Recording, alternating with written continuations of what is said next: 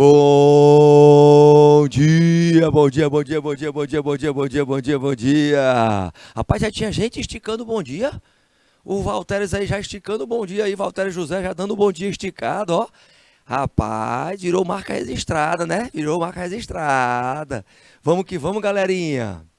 Meus queridos alunos de técnico em recursos humanos, vamos para a ética, mais focada na organização, focada na profissão, viu? Vamos que vamos? Meus queridos, olha o nosso conteúdo de hoje aí, que a nossa querida diretora vai colocar. O foco é: e quando eu negocio os valores de forma ética ou antiética? E quando eu faço isso? Aí nós vamos fazer primeiro um entendimento em relação à negociação e depois a gente avança no construto das estratégias dentro da ética organizacional e profissional. Tá certo? Um bom dia grandão para vocês aí, que estão no chat, que estão no IPTV, a turma, olha aí, de São Miguel da Baixa Grande, mandando ver. Quem mais? Juazeiro do Piauí. Quem mais? Quem mais? São Julião. Se manifestem aí quem são os professores mediadores que estão do outro lado da telinha, do outro lado. Valteres aí colocando a unidade escolar lá de Prata do Piauí. Turma forte, olha aí. Cauã, Eduardo. Um bom dia para vocês. Carlos Felipe. Turma forte, hein? Participativa. Hoje eu quero participação massiva de vocês, hein? Flávia, Flávio, a turma aqui é grande. Vai colocando o nome que depois a gente vai falando sobre eles. Olha, Isaac.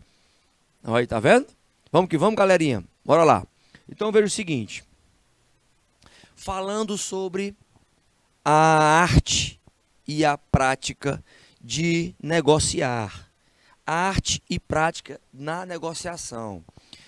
Gente, por que eu falo arte e prática, até mesmo a prática científica? Porque, na verdade, ele é caracterizado por um processo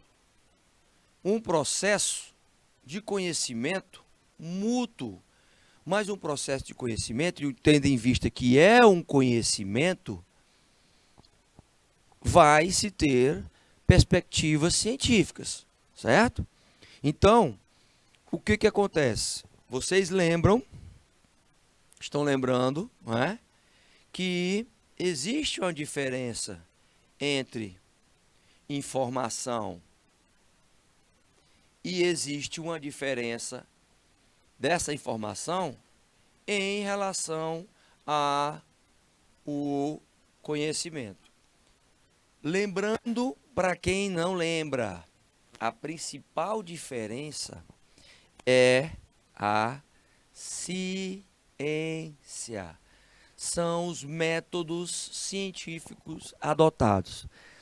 Então, quando eu vou tentar resolver um conflito, equacionar um problema, em busca de satisfazer a troca de interesses, gerar soluções para ambas as partes em uma negociação, e aí você tem que ter um entendimento da seguinte situação. Olha só, pedi para minha diretora compartilhar a telinha aí. Você está vendo o nome negociação, não é?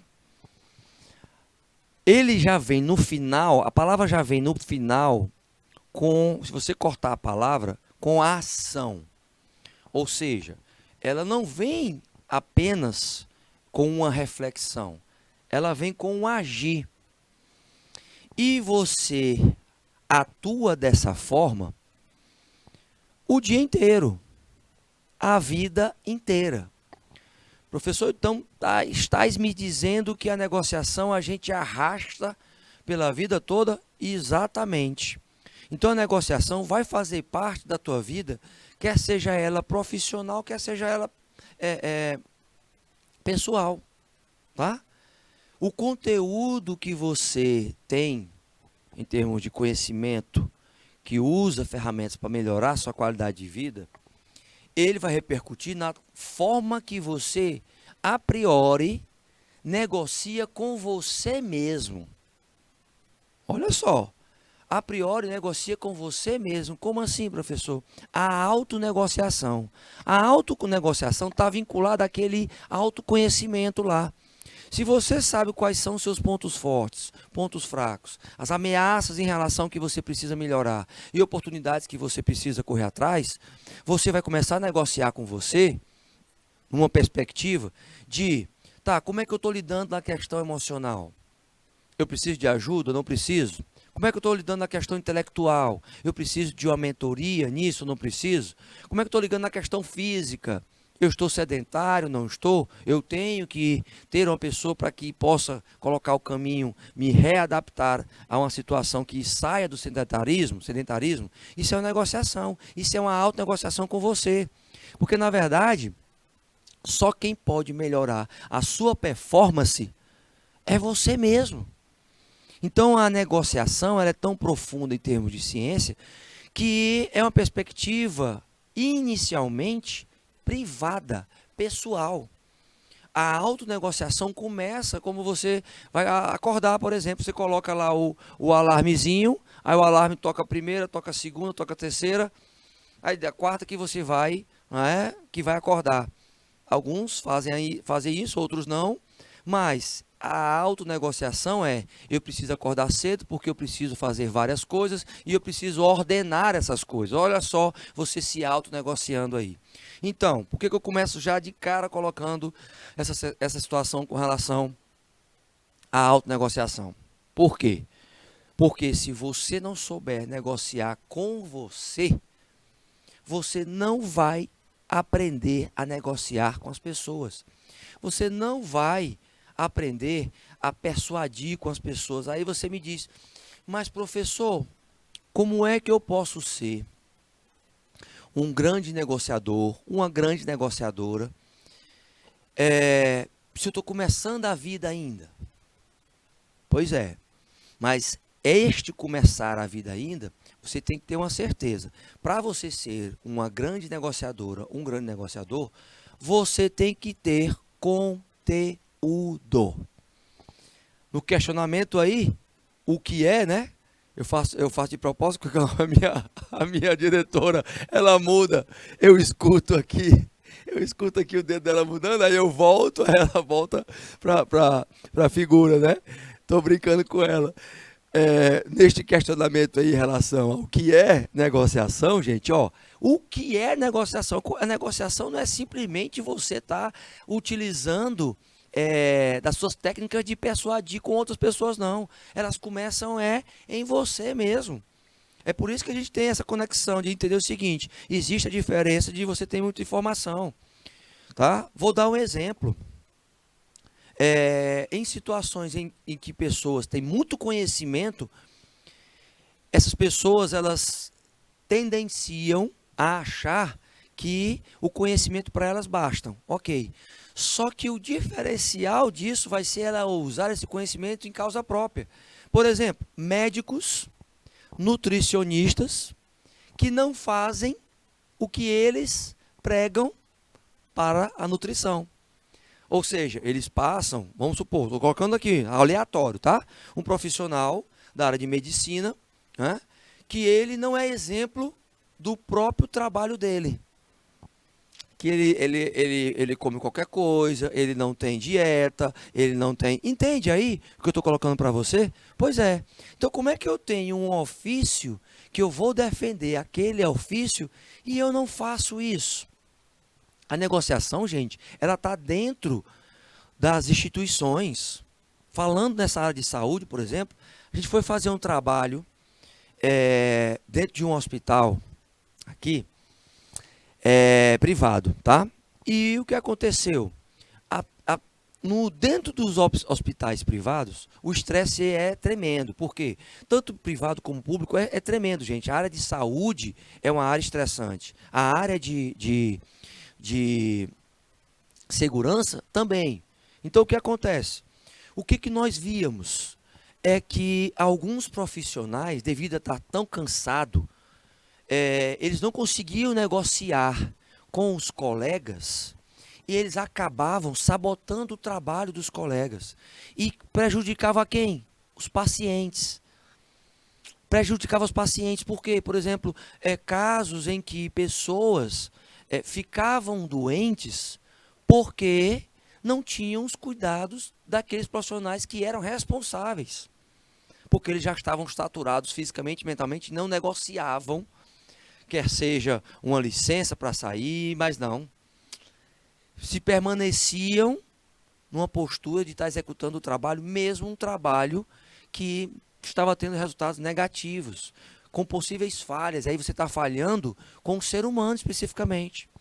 Então, eu quero colocar para você que, assim, quando é uma situação de extrema necessidade fisiológica, é um caso sério, porque você está lidando com vidas humanas, né? Aí, quando você está lidando com a negociação, por exemplo, recursos humanos, você tem que colocar em prática o que você tem de conteúdo. Agora, o pouco conteúdo que você tem vale mais ser colocado em prática do que aquela pessoa que tem muito conteúdo e não coloca em execução.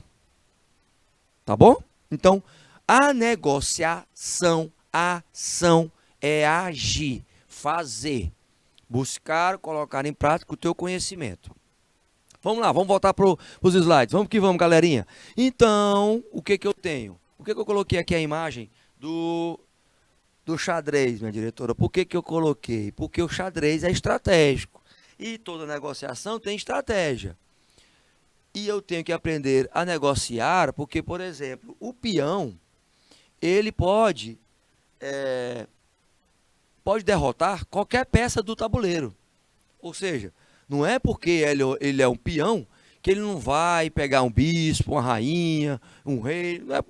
Não é por causa disso. Então, mostra o seguinte: tudo é possível quando eu tenho conteúdo e eu busco aplicar, na tentativa de acerto e erro também. Tá? Porém, eu quero reforçar para vocês aqui exemplos de negociação. Olha só. Estes exemplos de negociação, eles são importantes por quê? Porque ele traz uma trajetória aí de entender como eu posso trabalhar de forma menos egoísta, tá? Expressando menos também a minha vontade só de vencer ou levar vantagem à negociação. Por exemplo, o exemplo que nós vamos colocar aqui, ó, em uma negociação. Negociação salarial, tá? Que se fala muito dentro do RH dos recursos humanos. Um gerente pode esperar conseguir, por exemplo, um candidato que custe, aí nós colocamos a nível mundial, $5, mas vamos colocar aí 5 vezes 5, 25. R$25, por exemplo, por hora. A menos do que o mercado pode estar solicitando. O importante é que possa ser verificado numa negociação de emprego, o que não irá ser considerado, por exemplo, uma vitória, se eu conseguir um profissional, que este profissional ele possa gerar este valor de hora. O que eu estou colocando aí para que você possa entender? Um bom negociador, ele tem que saber colocar durante a negociação alternativas, gente. Alternativas. Quando você quer avançar em uma perspectiva e fazer com que a pessoa possa ceder, você tem que ser o primeiro a ceder. O ceder aí, nas ideias, é você mostrar que está disposto a avançar em um acordo. Quando eu falo de recrutamento e seleção dentro dos recursos humanos, ou de qualquer outra atividade, eu tenho que entender também que eu vou ter que fazer alguns questionamentos. Como é que esses questionamentos devem ser feitos? Eu posso, a priori, começar pelos profissionais de recursos humanos. Quando eu avanço, por exemplo, em relação a entender como é que é a negociação dentro da organização, como é que é a cultura organizacional quando se fala disso? É começar a verificar o seguinte, que eu posso estar encaixando pessoas que são realmente prováveis, né, que têm uma probabilidade de atuar de uma forma repetitiva. Por exemplo, se eu faço a pergunta relacionamento para determinado setor, e eles vão dizer que o relacionamento é importante, numa perspectiva de manter este relacionamento de uma forma saudável, ou numa perspectiva de manter ele cooperado, eu já vou poder encaixar aqueles colaboradores em um perfil, e a partir deste perfil, você que é técnico em recursos humanos, já vai poder entender um pouquinho mais como lidar com essas pessoas. Ora, tendo em vista isso, eu posso começar a verificar o seguinte: quem são as pessoas que são evasivas, que não ficam nem de um lado nem de um outro, não tomam nenhuma posição de estar no meio, simplesmente se omitem durante negociações. Por quê? Porque há também um outro perfil dentro da organização de competição. Pessoas que negociam buscando estar ganhando constantemente apenas por ganhar, apenas por acúmulo quantitativo de vitórias. Eu entro nessa outra perspectiva porque eu vou cruzar os dois resultados. Então, por exemplo, se eu pergunto, o resultado é importante para aquela pessoa, e ela diz que não, automaticamente, tanto faz para ela, como tanto fez, a importância do relacionamento. Ela vai ser caracterizada por uma pessoa que é evasiva, para ela tanto faz como tanto fez. Agora, se ela diz sim, e o sim, ele está direcionado a uma competição, que ela quer ganhar essa competição, eu vou encaixar ela num grupo onde eu possa ter ela alavancando este grupo através dos resultados. O que é que eu tenho como máxima dentro da organização? É a cooperação. Eu posso fazer com que esses que estão nos outros quadrantes, este, por exemplo, que valoriza o relacionamento, ele possa ser uma pessoa que coopere, por exemplo, com o seu capital intelectual, com o seu conhecimento, para que os colegas também tenham o mesmo conhecimento, aqueles que querem se empenhar em relação a isso.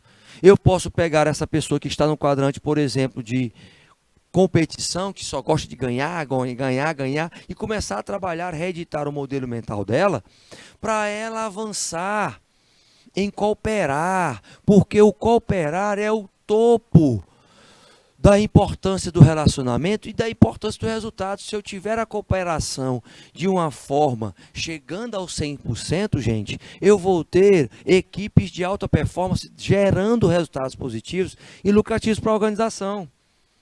Tá certo, meus queridos aí de Juazeiro do Piauí, de Manuel Emídio, de São Julião e de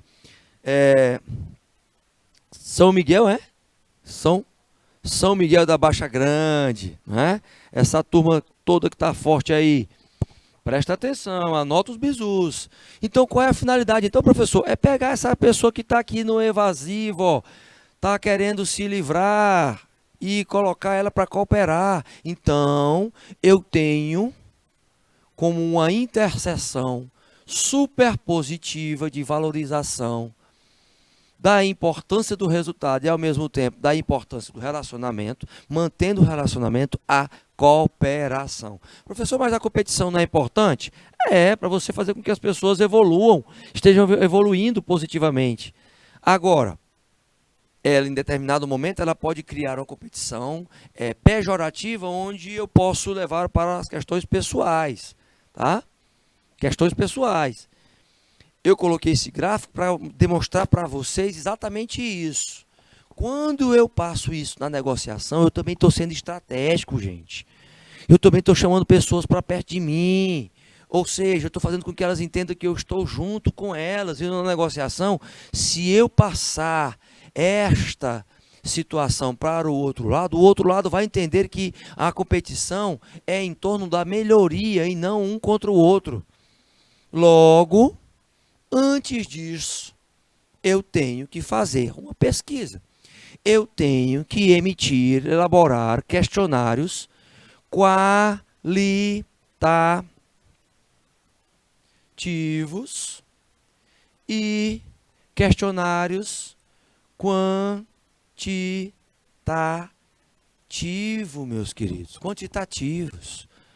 Se você puder, por exemplo, ver o preço de uma pesquisa. Geralmente, os empresários não gostam de fazer uma pesquisa porque eles acham que é dinheiro perdido, mas quando eles não sabem lidar com a pesquisa, porque se eles soubessem, eles iam, por exemplo, alavancar as vendas da organização. Se você pesquisa o cliente interno, você vai saber o perfil dele. E se você for para o cliente externo, você vai ter, principalmente, uma consultoria sobre a performance de compra, de tomada de decisão de compra do cliente. Então, as negociações, para quem está no RH, tem que ter esse princípio do cliente. O cliente do RH é o colaborador e que repercute no consumidor final das organizações. Na negociação, a informação transformada com conhecimento através da metodologia, ela traz uma análise, por exemplo, minuciosa. Por exemplo, se eu vou estudar a questão mercadológica, eu tenho que entender o seguinte: se eu vou discutir sobre preço, eu tenho que estar bem informado acerca dos benefícios do que eu estou ali, em termos de benefícios, tentando vender, quer seja alguma coisa tangível, quer seja alguma coisa intangível, quer seja um serviço, quer seja uma ideia dentro da organização. Então você tem que olhar já a perspectiva, meus queridos técnicos em RH, você tem que ver para o José Estevão, o José, o Wilker, a Laura, a Letícia, a Marta, a Nájila, a Paloma, a Raíssa, a turma aí forte, as minhas queridas aí da Leila Souza que colocou a Leda Souza colocou Mayra, Bruna, Maria Adelaide, Tiago, Elton, Caiane. Vocês, meus queridos, têm que entender o seguinte: esse mesmo valor que eu vou estar trabalhando na questão comercial, eu tenho que trabalhar também dentro da organização. Eu tenho que aprender a vender as minhas ideias de RH. E quando eu vou estar vendendo as minhas ideias de RH, eu vou estar negociando. Eu vou ter que usar táticas estrategicamente colocadas, um viés comportamental e um viés técnico. Aí, se eu entro neste contexto, olha aí como é que fica aquela tabelinha que eu coloquei para vocês.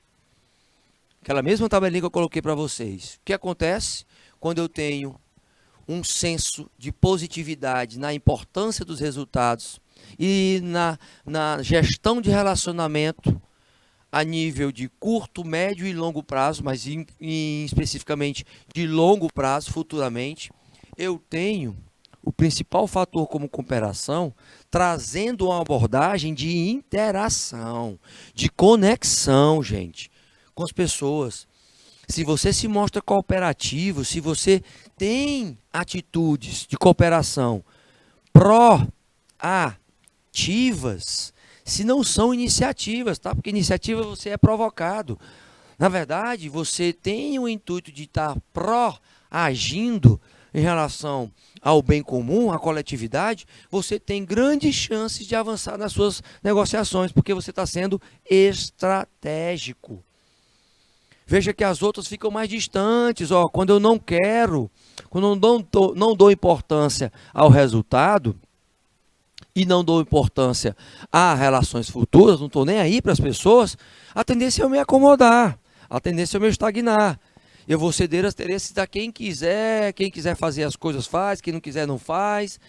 De uma certa forma é um egoísmo e ao mesmo tempo é uma autodemolição, vai ser demolida profissionalmente e pessoalmente.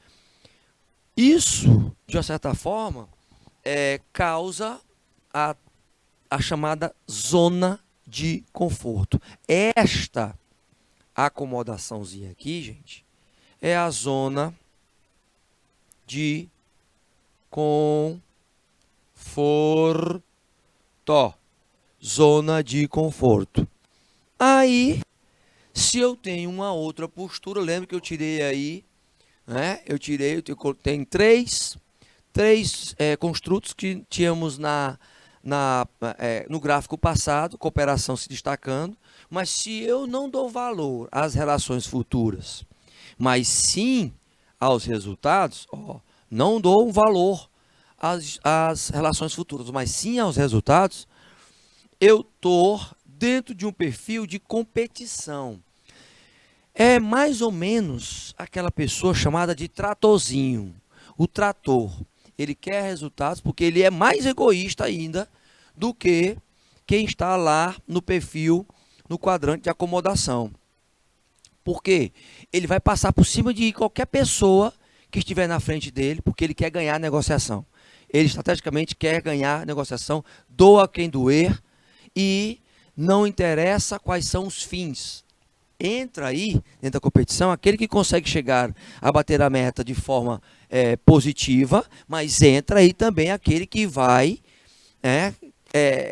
estar querendo bater de qualquer forma, não importa se tiver que pegar um atalho, não importa se for desonestidade, porque ele não está nem aí, gente, para as relações futuras. Ele não está nem aí porque as pessoas vão dizer se ele conseguiu de forma desonesta, se ele não conseguiu. Ele quer ganhar as negociações, acabou a conversa.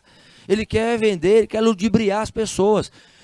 Professor, só tem gente assim que quer ludibriar as pessoas? Não, mas tem pessoas que conseguem efetuar uma negociação, mas não estão se importando com as relações. A pessoa ganhou lá, e se o que a pessoa pensou, se ela ganhou de forma honesta ou não, ela não está nem aí, mesmo que ela tenha ganho de forma honesta.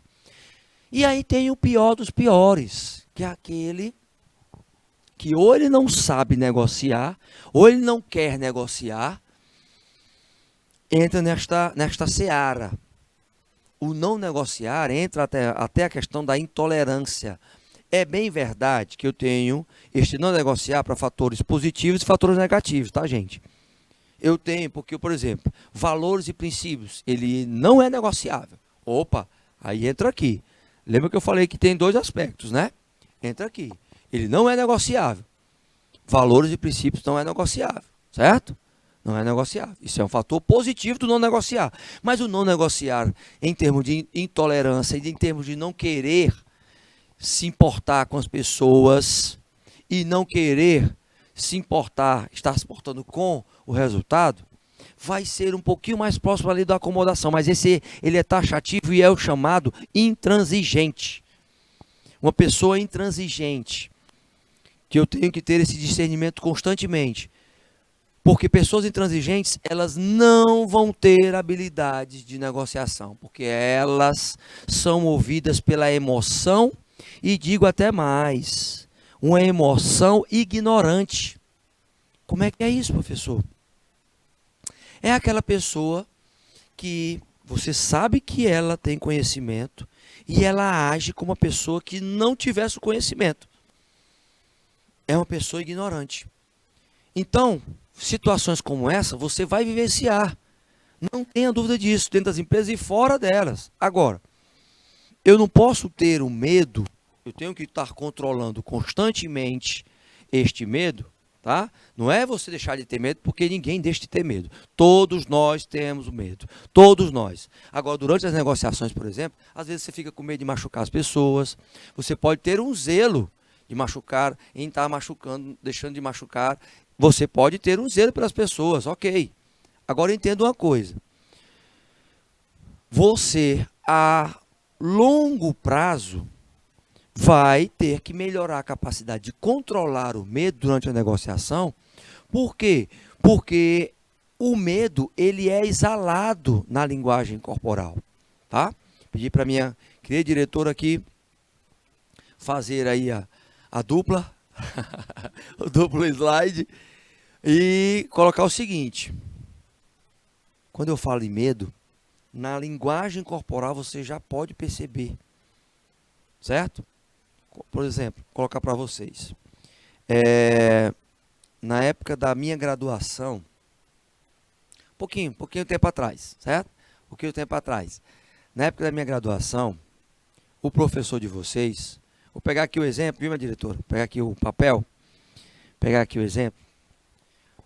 O professor de vocês não sabia ainda, negociar com ele mesmo, e ele ia apresentar os trabalhos da faculdade, da universidade, na frente, né? Olha como é que eu ia apresentar o trabalho na frente. Olha aí, ó. Tá vendo aqui, ó? Minha diretora vai ampliar aí. Olha como é que eu ia apresentar os trabalhos aqui, ó.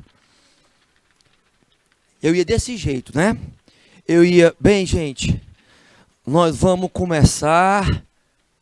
Tá vendo aí o barulho vendo o barulho do papel aí, ó? Desse jeito aqui, ó.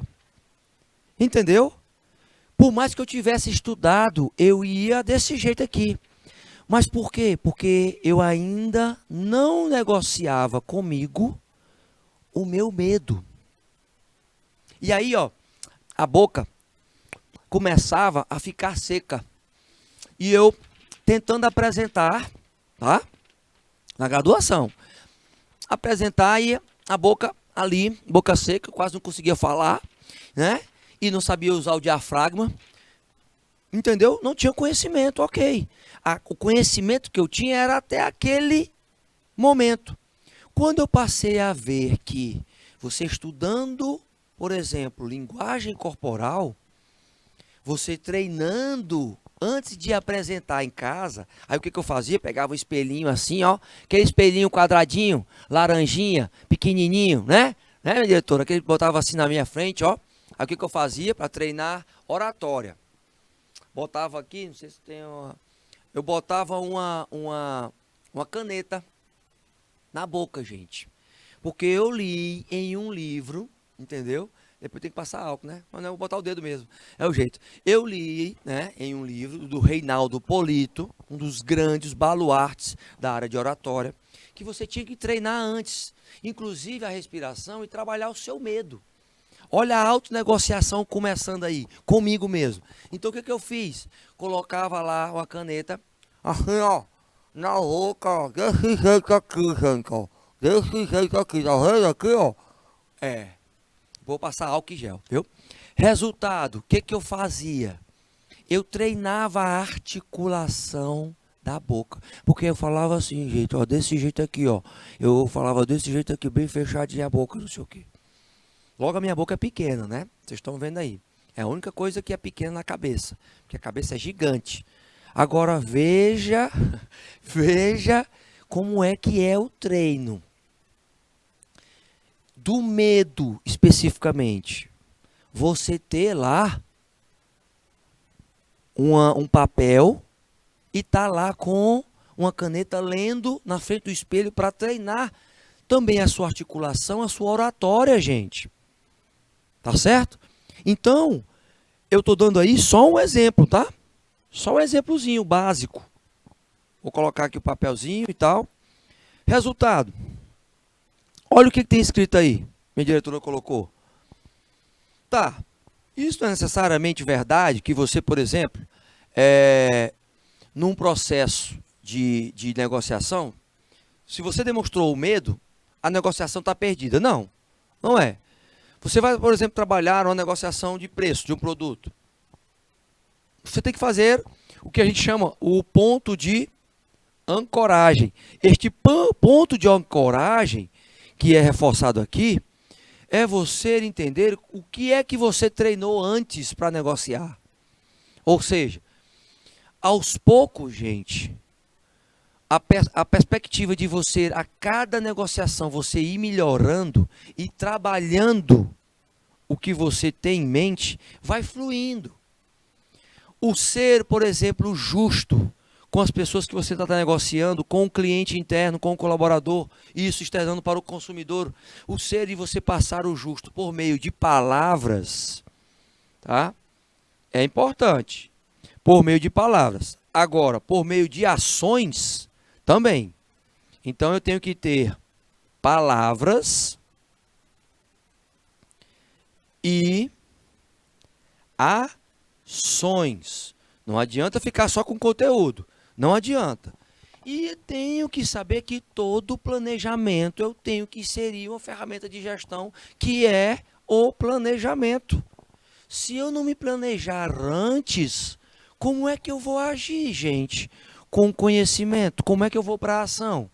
Me diga aí, não tem como. Você vai totalmente despreparado para uma negociação. Então, pode ter certeza, se você for despreparado para uma negociação, e se você for despreparado, por exemplo, para o diretor da empresa, para você vender a ideia de que você é um profissional que vai conseguir, através de uma implantação, por exemplo, de treinamentos com os colaboradores, você vai conseguir que eles se comprometam mais, você vai ter que ter uma preparação inicialmente. A importância, por exemplo, de se preparar vai evitar que você deixe de mapear as questões relacionadas à acomodação. Porque quando eu falo de acomodação, que eu já falei para vocês, são grupos de pessoas, tá, que querem fazer com que você perca para depois ela ganhar. Então é o perde-ganha para elas. Numa perspectiva colaborativa, que a gente deu como um ponto maior, o colaborativo ele sempre vai estabelecer uma relação de ganha-ganha. Ganha os dois lados. Ganha os dois lados. Se eu vou buscar evitar a negociação, os dois lados vão perder. Ó, é um perde-perde. Um perde-perde. Se eu vou para a competição a todo custo, opa, o egoísmo vai ser grande porque a pessoa vai querer ganhar e vai querer que o outro perca. Olha só, que o outro perca. Aqui, nessa perspectiva, por exemplo, ela é contrária à acomodação, porque às vezes a acomodação faz com que você perca e a outra pessoa ganhe. Mas olha só a linhagem daquele que está focado, por exemplo, nos resultados. Em uma competição árdua, mas aquele que está focado em estar disseminando relacionamentos positivos e ainda assim nos resultados, ele tem uma postura de estar colaborando, de estar tentando pegar o denominador comum e avançar na perspectiva de ter uma relação de ganha-ganha. Todavia, no entanto, contudo, você tem que entender que nesta negociação o valor é importante na perspectiva da seguinte forma: eu tenho um valor monetário e eu tenho um valor como essência, como princípio. As negociações, por exemplo, financeiras, eu tenho que estar instituindo aí formas de pagamento como negociação, indicações, vantagens, recompensas, porque eu estou enfocando a questão monetária. Quando você vai negociar um projeto dentro da empresa, você vai ter que falar sobre como é que este projeto vai trazer vantagens, recompensas para o empresário, por exemplo. Você já que vai ser a pessoa que vai apresentar projetos para desenvolver aquela organização. Agora, se for uma questão de venda de algum produto, contribuir para o comercial da empresa, para que eles possam vender um produto ou serviço, eu vou ter que ampliar nessa questão financeira também, sabendo como é que vai ser o pagamento, se vai ser em duplicata, se vai ser em cheque, se vai ser no cartão, o que vai ser. Os descontos, eles servem para que eu possa desenvolver o valor quantitativo. Agora, quando eu entro numa questão que envolve princípios, aí este valor não é negociável. Quando eu começo a entender que o início da negociação é a ponta do iceberg, aí eu consigo visualizar que o planejamento dentro da negociação do dia a dia, com os setores, por exemplo, ela precisa estar à vista. Então, eu tenho que fazer uma gestão à vista,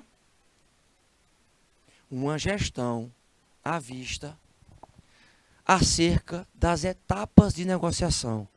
Se você, como do RH, vai ter uma equipe ou vai participar de uma equipe, você vai ver que essas fasezinhas aí, elas servem para isso. Para você ir atrás das informações, por exemplo, na fase de identificação, apurar se elas são verdadeiras ou não. se eu vou colocar questões científicas, ferramentas científicas ou não, para que a partir disso eu possa definir metas e possa negociar essas metas com as unidades estratégicas de negócio, as UEMs, internamente. A metodologia de trabalho para se preparar para as negociações, ela segue esse fluxo. E este fluxo, ele faz com que a gente entenda que não existe negociador de alta performance que não aprenda a ouvir. Não existe. Professor, então, estás me dizendo que para que eu possa chegar a uma alta negociação e também para que eu possa ser um negociador de alta performance, eu tenho que abrir mão do falar? Tem. Você tem que ser um ouvinte extraordinário, excepcional, encantador, que surpreenda. Porque se você for só falar, você vai ser dito, ó, vai ser rotulado isso aqui. Sabichão. Sabichão masculino, sabichona feminino, né? Igualdade de gêneros aí, entendeu? Resultado, sabichão ou sabichona. Porque tu pensa que não tem mulher que é sabichona. Tem mulher que é sabichona. E tem homem que é sabichão também, né? Quer dizer, é bem verdade que a gente tem mais homens sabichão do que mulheres, né, gente? Porque a gente sabe da perspectiva da mulher em relação à liderança e do saber ouvir, principalmente. Então, gente, por que isso tudo? Porque por causa dessa palavrinha aqui, ó. Porque eu vou correr atrás do acordo, gente. Eu vou correr atrás do acordo. Aí eu vou reforçar as minhas estratégias. Opa! Então, eu vou pegar essas estratégias e dizer o seguinte: então já vou identificando que o funcionário A, ele cede demais, então nós vamos ganhar muito em cima dele. Opa, será que isso você vai fazer com que você tenha ética, sabendo que aquele é muito permissivo e ele vai estar acomodado ali, e ele, nas negociações, ele mais perde do que ganha? Pois é, mais perde do que ganha. Em compensação, o B lá, funcionário B, o colaborador B, ele só gera relações de ganha-ganha. Ele compartilha o conhecimento dele, ele ajuda as pessoas, além de fazer a tarefa dele. Ok. Só que eu vou ter aqueles que vão evitar fazer uma coisa e outra. Eu vou ter um funcionário C que ele vai evitar tanto ele perder, né, como também ganhar. Acaba que ninguém ganha. Ele perde e a outra parte perde. Porque ele está evitando crescer, por exemplo, dentro da organização. E aí ele não está negociando com ele mesmo. E a negociação com os outros também é de uma perspectiva de que tanto faz para ele perder, os outros perderem também. Ou seja, você vê que no centro eu já começo a construir uma outra nomenclatura.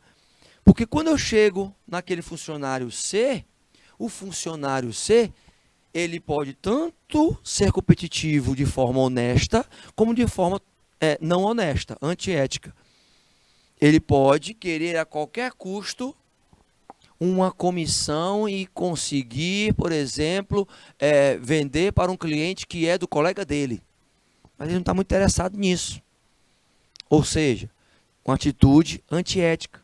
Agora, separando as diferenças, o colaborativo é o perfil central que mais precisa ser disseminado dentro das organizações e lidar com as pessoas, para lidar com as pessoas também, porque é o estabelecimento da relação de ganha-ganha.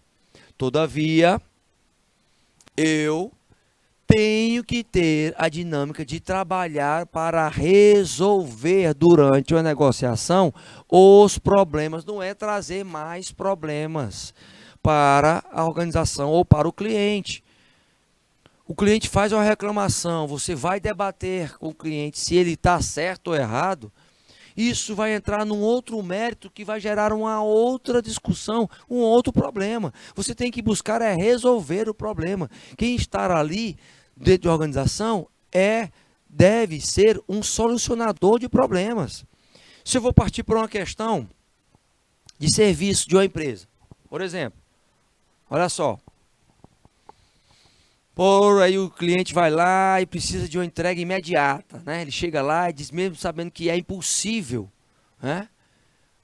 Isso acontecer, eu tenho que ter pessoas, por exemplo, na empresa preparadas para pegar o celular na frente dele, na frente do cliente, e dizer o seguinte, espera aqui que eu vou tentar resolver isso agora, tá?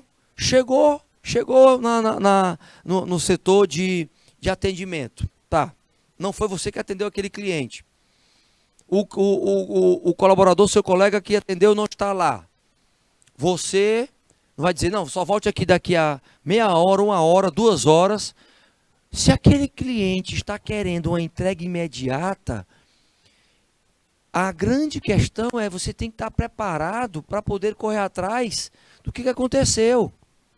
Quer dizer, você mostrando esta atitude, espera aí que eu vou tentar resolver, você está dizendo o seguinte, ó, eu estou dando importância ao seu problema, eu estou querendo resolver. Se vai conseguir resolver ou não, é outra história. Mas olha logo a posição que você coloca em negociação. Isso é negociação, professor? É negociação estrategicamente mostrando isso. Pode ser que você não consiga resolver, tá? Pode ser que, né? Quem sabe você até não consegue, em alguns dias, antecipar a entrega também. Você recebendo o mérito desta ação, mas mesmo não sendo a sua, da sua esfera de atuação. Vou dar um exemplo. Pedi para minha querida diretora compartilhar aí, ó. Fui lá numa padaria, aqui em Teresina. Aí, peguei lá na padaria, fiz um lanchezinho na padaria, né?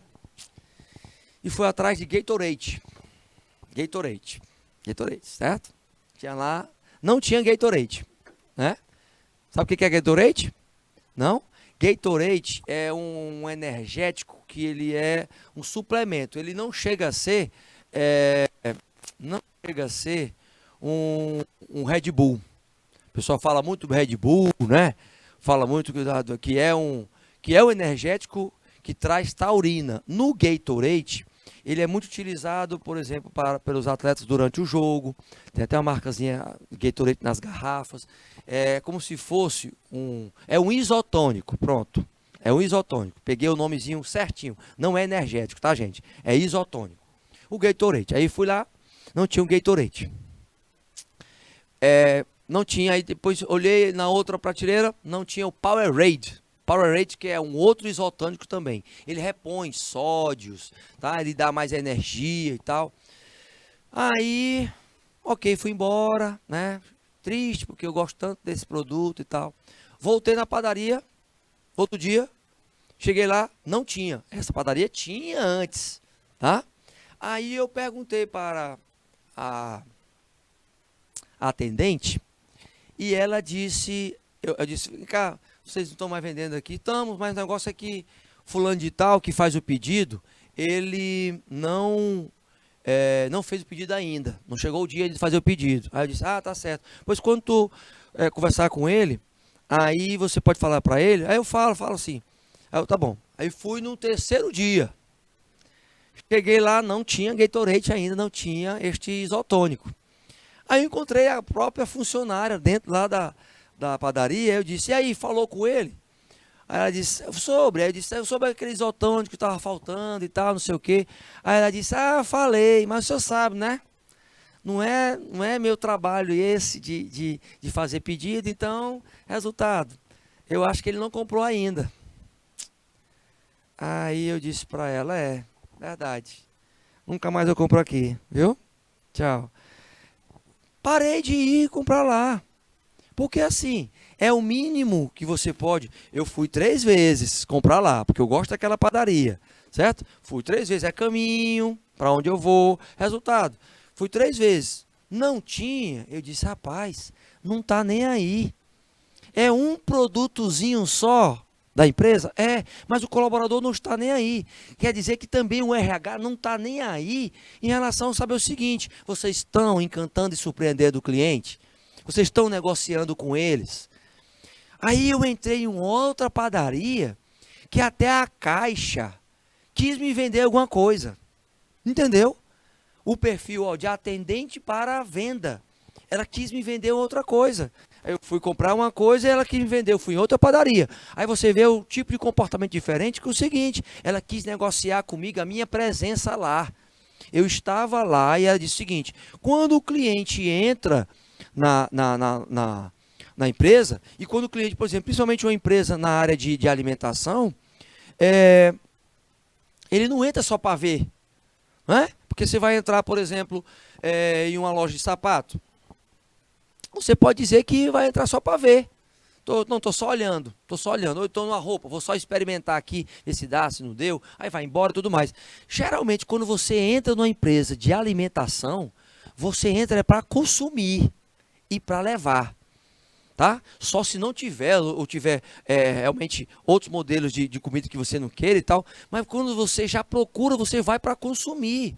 Então, aquela pessoa que está ali, ela está prestes a isso. Aí, outra que eu entrei, o caixa tentou vender alguma coisa para mim, eu não quis, foi resistente, mas eu gostei que ele tentou vender, né? Tentou negociar comigo isso.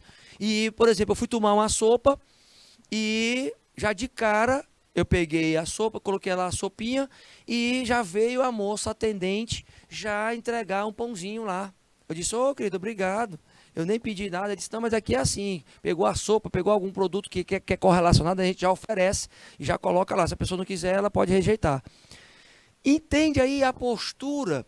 Isso já é uma postura de atendimento negociável. Ela está dizendo o seguinte: olha, eu estou aqui, estou me importando com a sua presença e quero que você consuma mais, porque deste consumo depende o meu trabalho. Está entendendo aí? É para resolver problema. A negociação é para resolver problema, não é para criar problema. Então são posturas diferentes de uma mesma loja, aliás, de um mesmo segmento né, que é o segmento de alimentação, que mostra qual é a performance comportamental na resolução de problemas por meio da negociação e da autonegociação, porque vai a proatividade também aí. Tá certo? Vai a proatividade também do colaborador. Também não esperar só da empresa. Tá bom? Quero saber se vocês estão entendendo. Tá claro, meus queridos aí? Juazeiro do Piauí, se manifeste, pelo amor de Deus. Tá claro para vocês? Manuel Emílio, tá claro para vocês aí? Tá show de bola, sim ou não? Coloquem pra gente. São Miguel da Baixa Grande. Dê o seu retorno aí, o seu feedback. Tá tudo claro? Tem dúvida? Coloquem aí, tá bom? Porque nós vamos encerrar esta aulinha e vamos voltar em 2, 3 minutinhos com a segunda parte, tá bom? Não sai daí. Fui!